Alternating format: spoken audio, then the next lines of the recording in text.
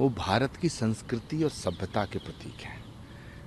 वो भारत की आत्मा है। राम और कृष्ण के बिना भारत अधूरा है। इसलिए मध्य प्रदेश के मुख्यमंत्री ने जो बात कही है उसको इस परिप्रेक्ष्य में देखना चाहिए। धार्मिक दृष्टिकोण से अगर आप देखेंगे तो आपको मुख्यमंत्री का बयान गलत लगेगा, लेकिन अगर आध्यात्मिक दृष्टिकोण से देखेंगे, भारत के ऐतिहासिक दृष्टिकोण से देखेंगे, भारत की प्राचीन संस्कृति और सभ्यता के दृष्टिकोण से देखेंगे तो ठीक कह रहे हैं। राम और कृष्ण भारत की आत्मा है। राम और कृष्ण के बिना भारत है कहाँ? मुख्यमंत्री उत्तर प्रदेश के योगी आदित्यनाथ साहब। देखिए, बांग्लादेश में जो हिंदुओं पर अत्याचार हो रहा है, हिंदू बहन बेटियों की आबरू लूटी जा रही है, मंदिरों को तोड़ा जा रहा है, और भारत का विपक्ष खामोश। इनके मुंह से ये भी नहीं निकलता है। राहुल गांधी का एक बयान बताइए जिसमें उन्होंने कहा हो कि हिंदुओं पे अत्याचार नहीं होना चाहिए। अखिलेश यादव का एक बयान बताइए जिसमें कहा हो कि हिंदुओं पे अत्याचार नहीं होना चाहिए। उद्धव ठाकरे तक चुप हैं, शरद पवार जी चुप हैं, तेजस्वी चुप हैं, ममता बनर्जी चुप हैं। बंगाल में जो हो रहा है उसमें ये नहीं कहते भाई हिंदुओं पर अत्याचार नहीं हो। हिंदू शब्द उच्चारित करने से भी डरते हैं ये।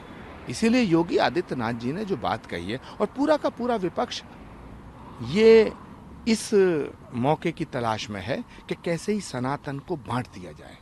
इनको लगता है कि जब तक सनातन को नहीं बांटा जाएगा तब तक बीजेपी को नहीं हराया जा सकता है। इसलिए बांग्लादेश की जो स्थिति है और जो बंगाल की स्थिति है उसे देखते हुए योगी आदित्यनाथ जी ने ये बात कही है। मगर मैं दूसरी बात कहना चाहता हूँ। मैं कहना चाहता हूँ कि ना बंटने देंगे और ना कटने देंगे। ना बंटने देंगे ना कटने देंगे। कैसे, मतलब आप एक करके रखेंगे सबको, या क्या आपके पास फॉर्मूला है? सनातन को एक होना पड़ेगा, और अगर सनातन बट गया तो समझो भारत भी बटेगा। भारत तब तक एक है जब तक सनातन एक है। यदि सनातन का विभाजन हुआ तो भारत का भी विभाजन होगा। विपक्ष का ये कहना है कि मुख्यमंत्री हैं, एक गरिमाई पद पर बैठे हुए हैं, और इस तरीके का बयान देना है किसी एक समुदाय, मतलब विपक्ष जो बयान देता है ये भारत की एकता के लिए बयान देता है। जेएनयू के अंदर जो भारत के टुकड़े करने का बयान और भारत के टुकड़े करने की घोषणाएं हो रही थी, उसमें विपक्ष क्यों चुप हो गया? जो भारत के टुकड़े करने की बात करेंगे, भारत से आजादी की बात करेंगे, उन्हें आप अपना नेता बनाएंगे हैं? तो अगर आप भारत को बांटने की बात कर रहे हैं, हम भारत को बांटने की बात नहीं कर रहे हैं। हम तो भारत को बांटने वालों के खिलाफ हैं।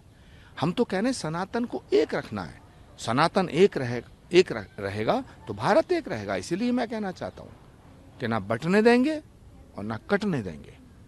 जम्मू कश्मीर से जुड़ा बता दें, सीट का फॉर्मूला तय किया जा रहा है, उस गठबंधन को कैसे देखते हैं आप? कांग्रेस में कौन बड़ा नेता है? सब राहुल गांधी के नौकर हैं। कांग्रेस में एक ही नेता है, राहुल गांधी। बाकी सब तो नौकर हैं, ये अपनी नौकरी कर रहे हैं। फैसला तो राहुल गांधी को लेना है, लेकिन राहुल गांधी को फैसला लेते हुए ये बताना पड़ेगा क्या वो कश्मीर में 370 दोबारा लगवाना चाहते हैं? जवाब दें राहुल गांधी। राहुल गांधी बताएं क्या वो पाकिस्तान से दोस्ती चाहते हैं? राहुल गांधी बताएं, जवाब दें। 35 से दोबारा लगाना चाहते हैं? क्योंकि उमर अब्दुल्ला साहब का तो सीधा फंडा है कि हम तो 370 दोबारा लगाएंगे। तो राहुल गांधी बताएं कि हम 370 दोबारा लगाएंगे या नहीं लगाएंगे। देश की जनता जानना चाहती है, पूरा देश जानना चाहता है कि राहुल गांधी ये बताएं कि कश्मीर में 370 दोबारा लगाएंगे या नहीं लगाएंगे। इस पे पहले फैसला करें, उसके बाद करें। ये तो सब चलता रहेगा, टिकट बंटना, बंटवारा, सीट किसको कितनी मिली। लेकिन in the interest of nation और देश के हित में जो बातें हैं, जो सवाल हैं, वो उठेंगे। तो राहुल गांधी उनका जवाब दें। भारत जानना चाहता है, पूरा देश जानना चाहता है कि क्या आप 370 को दोबारा लगाने के पक्ष में हैं? अगर दोबारा लगाने के पक्ष में है तो आप उमर अब्दुल्ला साहब की पार्टी से समझौता कर लीजिएगा। लेकिन अगर आप ये कहना चाहते हैं कि भारत में जो कश्मीर में 370 हटाने का फैसला हुआ है, अगर ये गलत है तब तो आप एनसी के साथ जाइए, और अगर ये सही है तो फिर आप एनसी के साथ कैसे जा सकते हैं? बड़ा सवाल है। राहुल गांधी सारी दुनिया की जाति पूछोगे, अपनी नहीं बताओगे। ओवैसी साहब को बताना चाहिए वो किस जाति के हैं, अपनी बता दें। राहुल गांधी जी अपनी जात बताएं। अगर राहुल जी से पूछा जाता आपकी जात क्या है तो बड़ा भारी गुस्सा हो जाते हैं, चिल्ला पड़ते हैं। अखिलेश यादव भी चिल्ला पड़ते हैं। इस पूरी संसद में कहा कि नहीं तुम जाति नहीं पूछ सकते। सभापति के आसन के सामने आकर अखिलेश यादव जी का वो स्टेटमेंट देखा आपने कि आप जाति नहीं पूछ सकते, तो आपकी कोई जाति नहीं पूछे, आप दुनिया की जाति पूछें। तो पहले राहुल गांधी जी, अखिलेश यादव जी, ओवैसी साहब ये फैसला करें कि इस देश को जाति के नाम पे तोड़ना चाहते हैं आप, समाज को तोड़ना चाहते हैं आप। कब तक ये जातियों के नाम पे नंगा नाच करेंगे इस देश को? अरे हिंदुस्तानी बनो ना। कोई सिख, कोई जाट मराठा, कोई गुरखा, कोई मद्रासी, सरहद पर मरने वाला हर वीर था भारतवासी। जो खून गिरा पर्वत पर वो खून था हिंदुस्तानी। जो शहीद हुए हैं उनकी जरा याद करो कुर्बानी। इस देश को जातियों के नाम पर, भाषा के नाम पर, क्षेत्र के नाम पर कब तक बांटोगे? हैं? इनका पेट नहीं भरा, दिल नहीं भरा। सत्ता के लालच में इस देश को बांटना छोड़ो, देश की बात करो। कुणाल घोष साहब हैं। देखिए, मैं टीएमसी में एक नेता को जानता हूं जिनका नाम है ममता दीदी, ममता बनर्जी। और ममता जी ने, मुझे लगता है, मन बना लिया है कि बंगाल में और बंगाल के लोगों के साथ वो जो व्यवहार कर रही हैं उससे अब ऐसा लगने लगा है कि बंगाल के हालात बहुत जल्दी बांग्लादेश जैसे होने जा रहे हैं। मैं देश के गृहमंत्री और प्रधानमंत्री जी से चाहूँगा कि वो बंगाल में हस्तक्षेप करें। बंगाल की जनता का हाल वही है जो बांग्लादेश में हिंदुओं का हाल है। ये बड़ा दुर्भाग्यपूर्ण है। सारी दुनिया की जाति पूछोगे, अपनी नहीं बताओगे। ओवैसी साहब को बताना चाहिए वो किस जाति के हैं, अपनी बता दें। राहुल गांधी जी अपनी जात बताएं।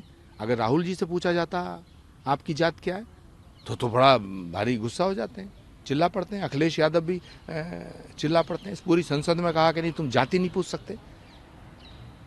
सभापति के आसन के सामने आकर अखिलेश यादव जी का वो स्टेटमेंट देखा आपने कि आप जाति नहीं पूछ सकते, तो आपकी कोई जाति नहीं पूछे, आप दुनिया की जाति पूछें। तो पहले राहुल गांधी जी, अखिलेश यादव जी, ओवैसी साहब ये फैसला करें कि इस देश को जाति के नाम पे तोड़ना चाहते हैं आप, समाज को तोड़ना चाहते हैं आप।